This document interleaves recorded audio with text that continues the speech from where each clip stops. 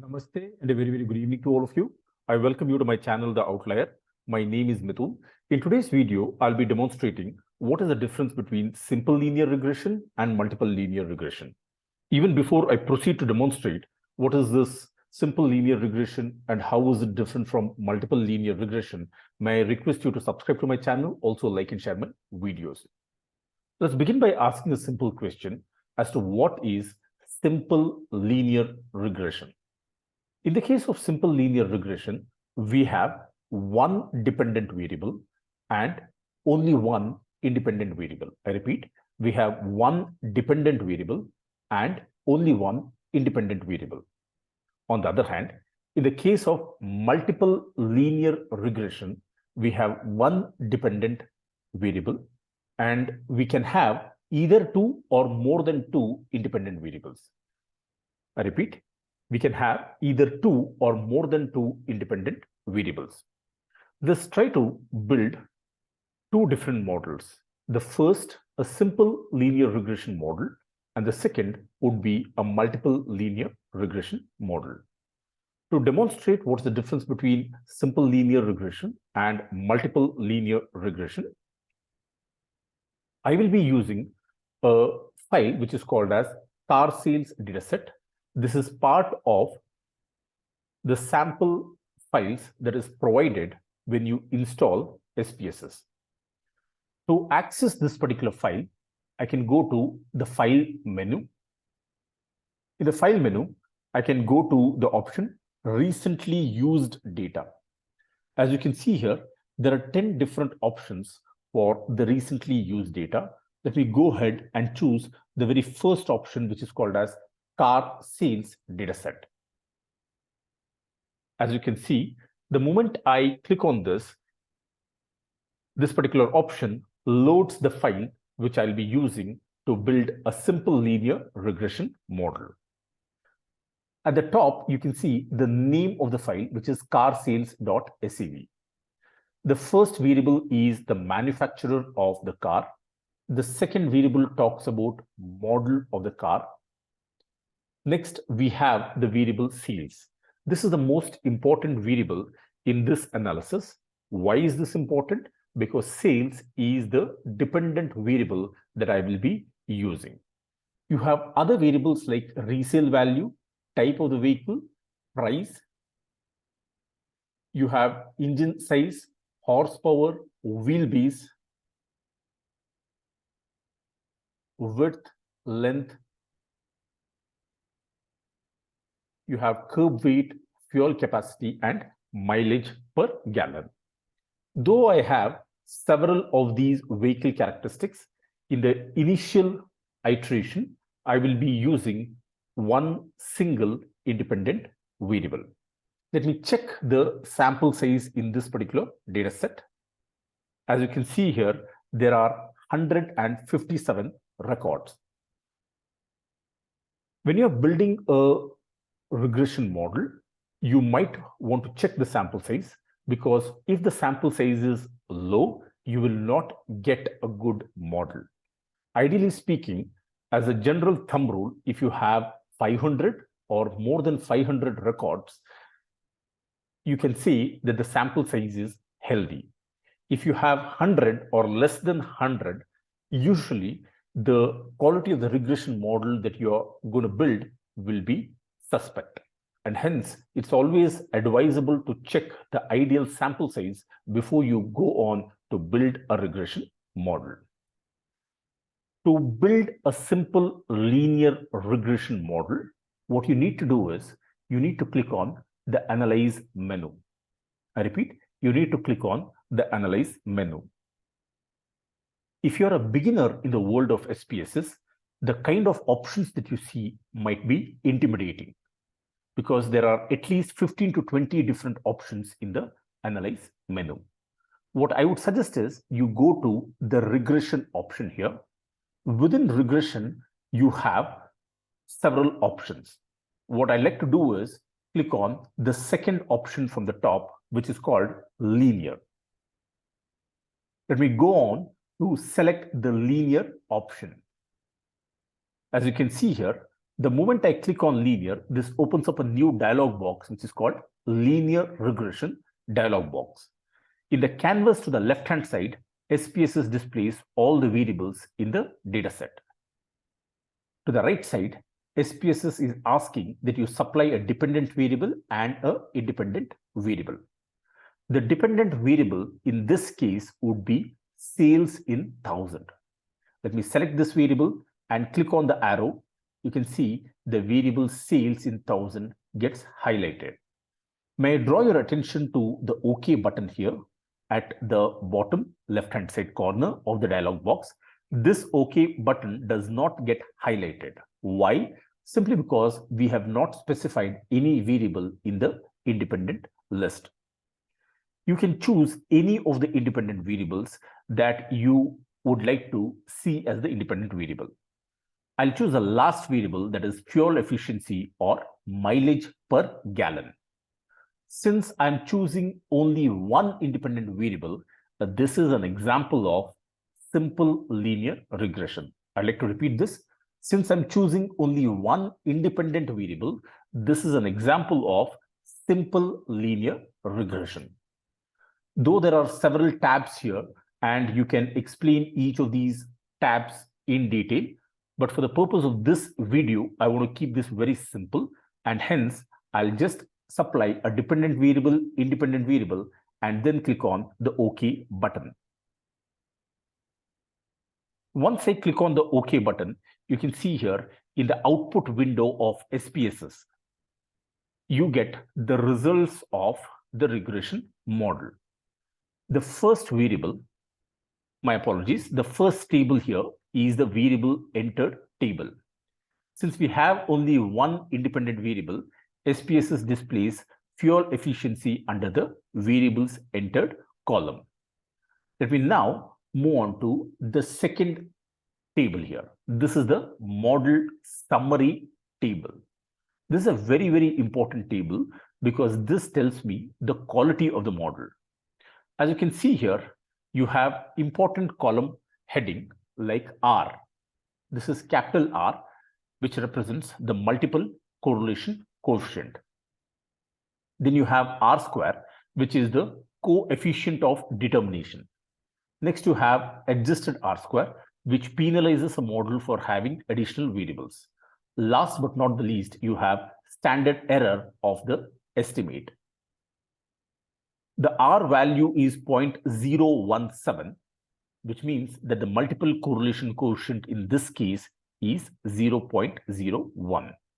The square of R will give you the R square value. R squared is used to tell the quality of the model. R square will always lie between 0 and 1. If R square is close to 1, it means that the model fits the data well. On the other hand, if R squared is close to 0, it means that the model does not fit the data well. Here, I'm getting a very small R squared value, which is an indication that the model does not fit the data well, which is expected simply because I'm using one independent variable. Let me now move on to the ANOVA table. You can see the column heading as sum of squares, degrees of freedom, mean square, F statistic, and the significance level or the p-value. Along the row, you can see regression sum of squares. Then you have the residual sum of square and the total sum of square. When you look at the regression sum of square, it is a very tiny number, which is 200.481. It is tiny in comparison to the residual sum of square, which is a massive number. Because we are getting such a high value for residual sum of squares, this is the first indication that the model does not fit the data well. Had the model fit the data well, regression sum of squares will be greater than residual sum of squares. If the model does not fit the data well, residual sum of squares will be greater than regression sum of squares. In our case, clearly the residual sum of squares is greater as compared to the regression sum of squares, and hence we can say that the model does not fit the data well. When you divide the sum of squares by the respective degrees of freedom, you will be able to get the mean square. For example, 200 by, my apologies, 200.481 divided by 1 should give you the mean square of 200.481. Similarly, when you divide the residual sum of squares by its respective degrees of freedom, you'll get the mean square for residuals. And when you take the ratio of the mean squares, that is 200.48 divided by 4,739.007, when you divide 200 by 4,739, you should approximately get 0.042, which we call as the F statistic. Question is it statistically significant or not? And hence, we look at the p-value.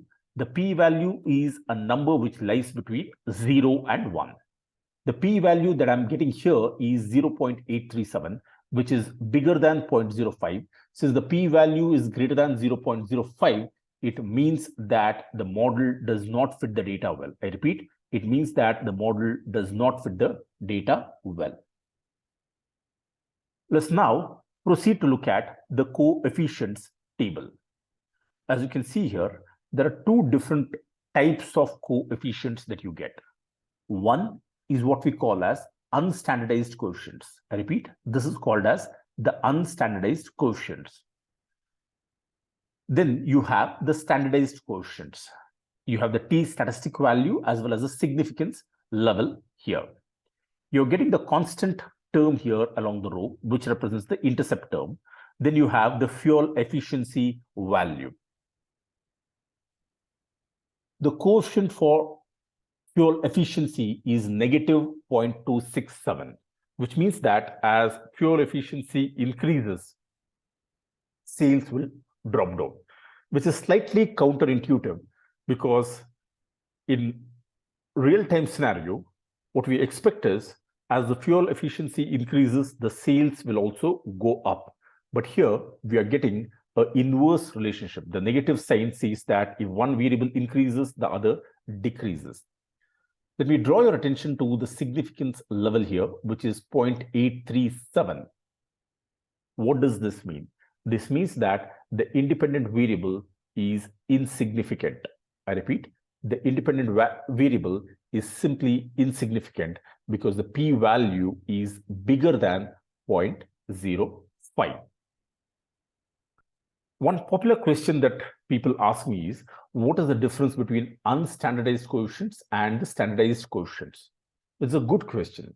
Standardized coefficients is used when we have independent variables, multiple independent variables, each of these variables with different units. Let's say you have an independent variable weight, which is measured in kgs, and height, which is measured in feet. You cannot compare apples with oranges. That is, we cannot look at the unstandardized coefficient value for one variable and say that a particular variable with a higher magnitude is having a bigger impact as compared to another variable which has a lower magnitude. That doesn't work. And hence, we use the standardized coefficients for comparative purpose. That is, if you want to check the relative importance of one independent variable with respect to the other, standardized coefficients can be used, or the beta coefficients come into picture. On the other hand, you can use the unstandardized coefficients when you want to build the regression model. So this is about simple linear regression model. The important feature here would be to look at the R-square value, make sure that the R-square is greater than 0.7. 0.7 is just a thumb rule for us to assess whether the model fits the data well or not. The first thing that you can look at would be the R-square. The second thing that you have to look at is the significance level. Then you can look at the unstandardized coefficients and the corresponding p-value to check whether the model fits the data well or not. This is about the simple linear regression model. Now, I'll proceed to phase 2. In phase 2, I will be building a multiple linear regression model for the same dataset. How do we do this? What you need to do is go to the Analyze menu. You can see here, this is the Analyze menu. You're already familiar with the navigation, I'll have to go to regression, and the second option from the top would be linear. Repeat, analyze, regression, and linear is the navigation path. Let me click on this. The moment I click on this, you can see that a new dialog box opens up. The name of this dialog box is the linear regression dialog box. I'm not going to disturb the old variables. I had selected sales and fuel efficiency. What I'm going to do now is show you how to build a multiple linear regression model. The adjective multiple means that there are multiple independent variables. I'm going to choose a resale value, vehicle type, price, engine size, horsepower, wheelbase, width, length, curb weight, fuel capacity. I've anyway chosen fuel efficiency, so I don't need to choose it again. Once I select these multiple independent variables, let me push this into the independent variables box. You can see here there are at least 10 different independent variables. Because you have so many independent variables, that's why this is called as multiple linear regression. Let me now go ahead and choose the OK button. As you can see here, we have run the multiple linear regression, and SPSS produces the output in what is called as the output window. The first table is a summary table. We can ignore this. Please observe the model summary table here. As before, you're getting the R value, which is the multiple correlation coefficient, and then you're getting R squared, which is the coefficient of determination value. May I draw your attention to this very important model fit statistic, which is 0.346. I repeat, 0.346. What does 0.346 mean? 0.346 means that 34% of the variation in the dependent variable is explained by the set of independent variables that we have supplied. I repeat, 34% of the variation in the dependent variable is explained by the set of the independent variables that we have selected. Question is this good? Ideally speaking, if R square is greater than 0.7, then it's a good sign. Here, only 34% of the variation is explained, which automatically means that the balance 65% is not explained by the set of independent variables that we have selected. Let me draw your attention to the model summary of the simple linear regression. You can see here the R squared that I got when I built a simple linear regression was 0. Now, when I look at the model summary for the multiple linear regression, R square has definitely improved. Question is this R square statistically significant or not?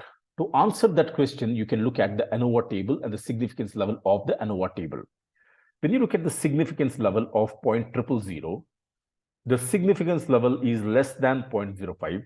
Since the significance level is less than 0.05, we reject H0 and go by the alternative. And hence we can conclude that R square is statistically significant. Last but not the least, I'll be looking at the coefficients table. Since we have multiple independent variables, you can see SPSS displays all the independent variables that we had selected while building the model. For some of these, the unstandardized coefficients is negative, and for others, the unstandardized coefficients is positive. If you see a positive number, what does this mean? Let me draw your attention to a particular variable. Let's say I'll choose fuel efficiency. As before, I'll choose fuel efficiency. What does this negative number mean? This simply means that if fuel efficiency increases, sales will come down. On the other hand, when you look at another variable like engine size, which is 34.118, it means that if engine size increases by 1 unit, sales will increase as well. So there's an inverse relationship between fuel efficiency and sales, implying that if fuel efficiency increases, sales will come down. On the other hand, if engine size increases, sales will go up. What is very important to look at would be the significance level. The significance level for many of these variables is greater than 0.05. I repeat, the significance level is greater than 0.05, which means that there are many variables we have included which simply does not contribute to the model. I repeat, there are many variables that we have included in the model which simply does not contribute.